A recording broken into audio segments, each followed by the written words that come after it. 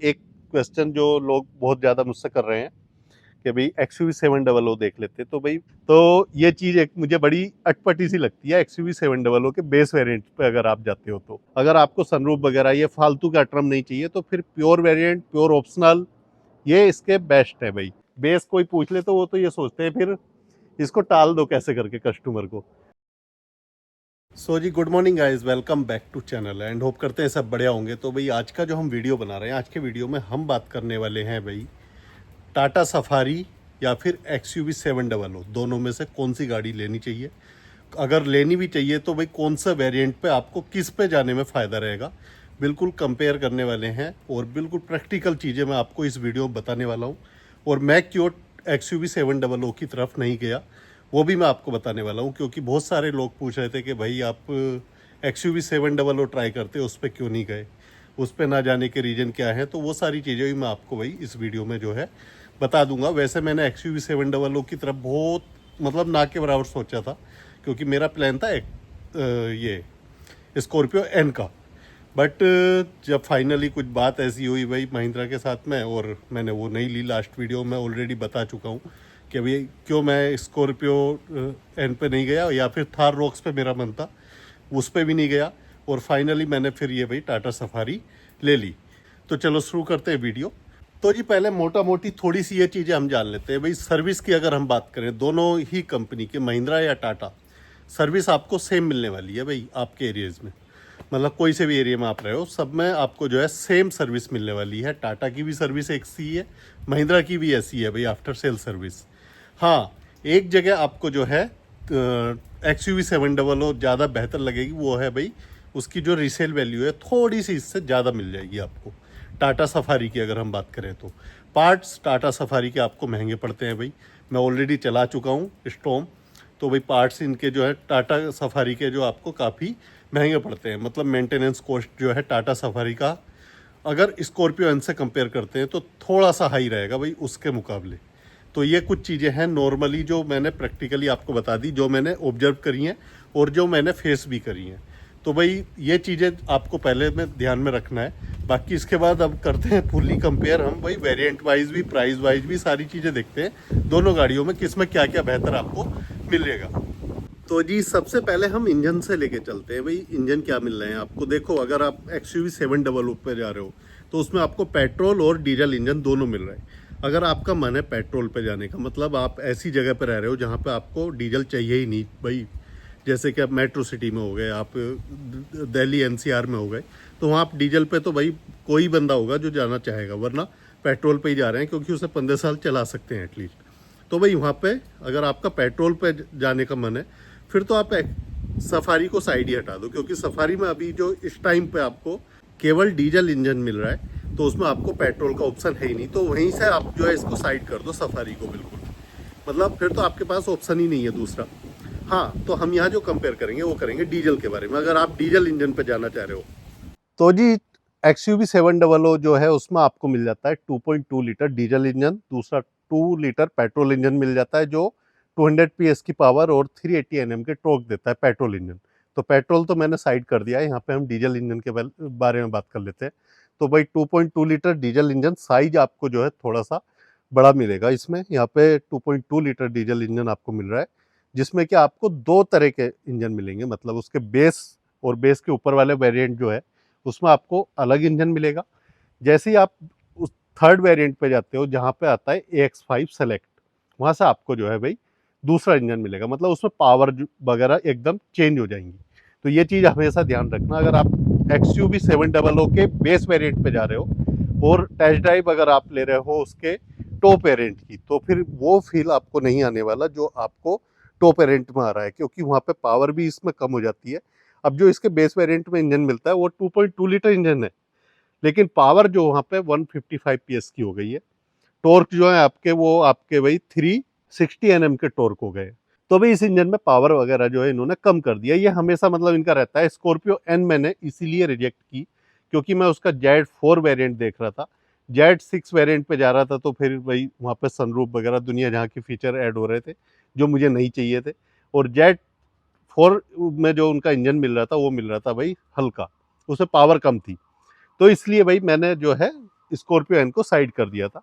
मैं ऑलरेडी बता चुका हूँ, दोबारा रिपीट कर दिया। तो भाई यहाँ पे ये चीज़ आप बिल्कुल क्लियर ध्यान में रखना, जो MX और MX-E वेरिएंट आता है उसमें आपको जो इंजन मिलना है वो मिलेगा कम पावर वाला।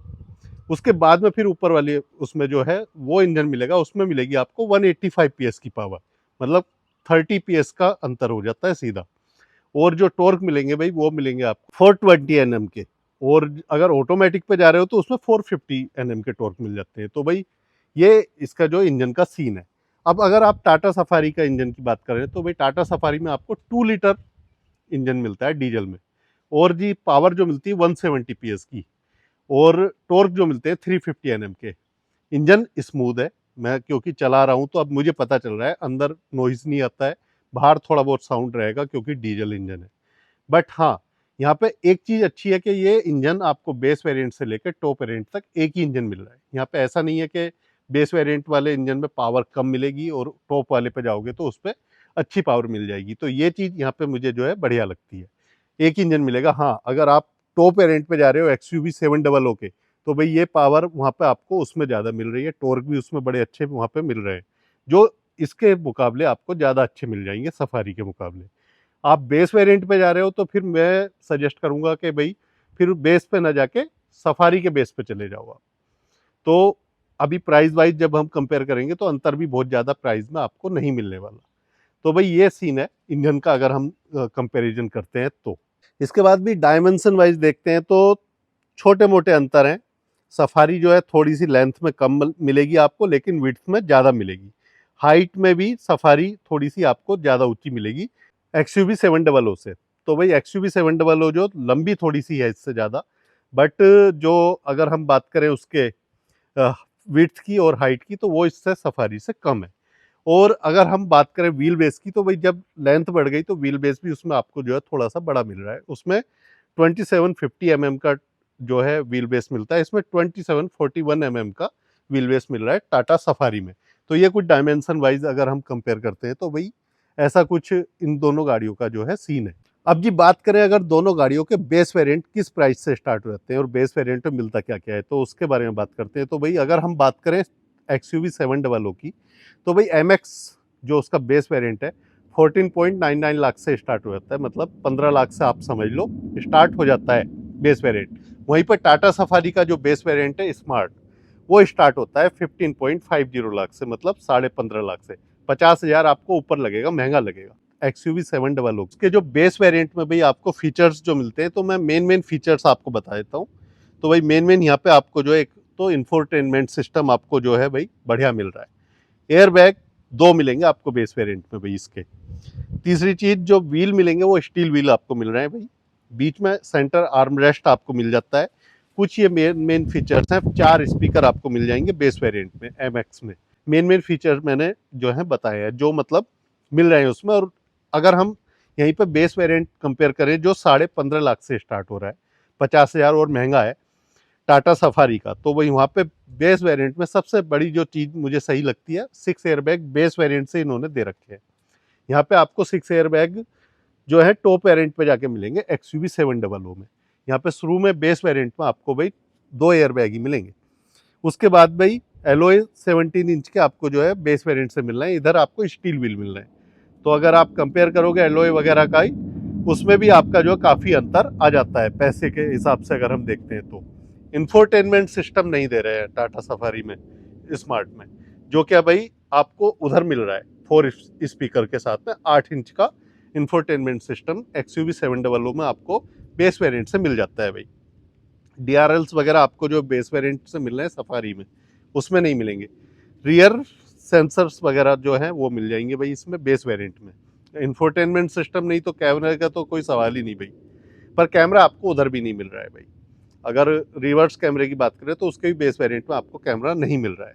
तो भाई ये कुछ सीन है दोनों गाड़ियों के बेस वेरिएंट का अगर हम कंपेयर करते हैं तो कुछ चीज़ें आपको यहाँ से बेस वेरिएंट से अच्छी मिल रही है टाटा सफारी में, कुछ चीज़ें आपको अच्छी मिल रही है XUV 700 में। लेकिन हाँ, जो चीज़ें गलत हैं वो गलत जो मिल रही है वो मिल रही जैसे एयरबैग। भाई बेस वेरिएंट से अब बड़ी गाड़ी है तो उसमें 6 एयरबैग एटलीस्ट होने चाहिए। ऐसे कुछ नॉर्म्स भी हमारे जो हैं हुए हैं भाई। अभी हैचबैक तक में बेस वेरिएंट में जो है भाई 6 एयरबैग आ रहे हैं।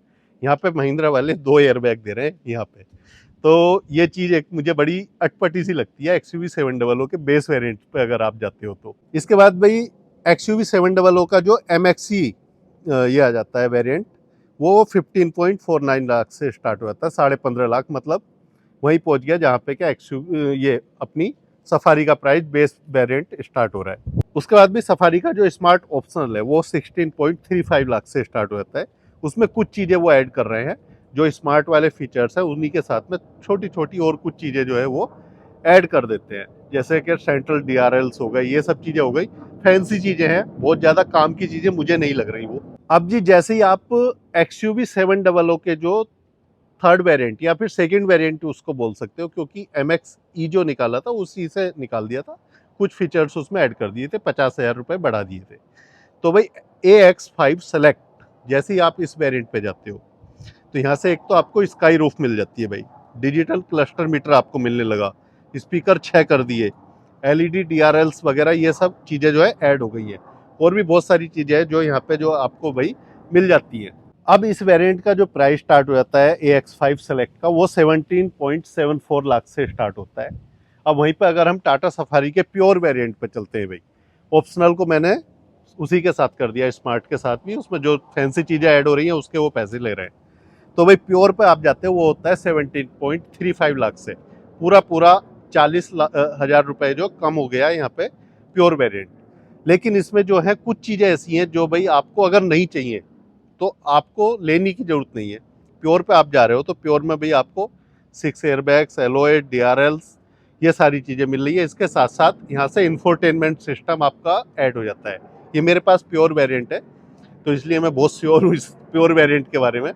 दूसरी चीज़, 4 स्पीकर और 2 ट्विटर आपको जो है यहाँ से मिल जाते हैं। बाकी जी एलॉयज वगैरह ये सब चीज़ें जो है आपको यहाँ पे इस गाड़ी में मिल जाती हैं। प्लस पॉइंट यहाँ पे मुझे जो ये लगता है भाई, सफारी में आपको जो है ज़बरदस्ती सनरूफ नहीं थोपी जा रही है इस प्राइस में।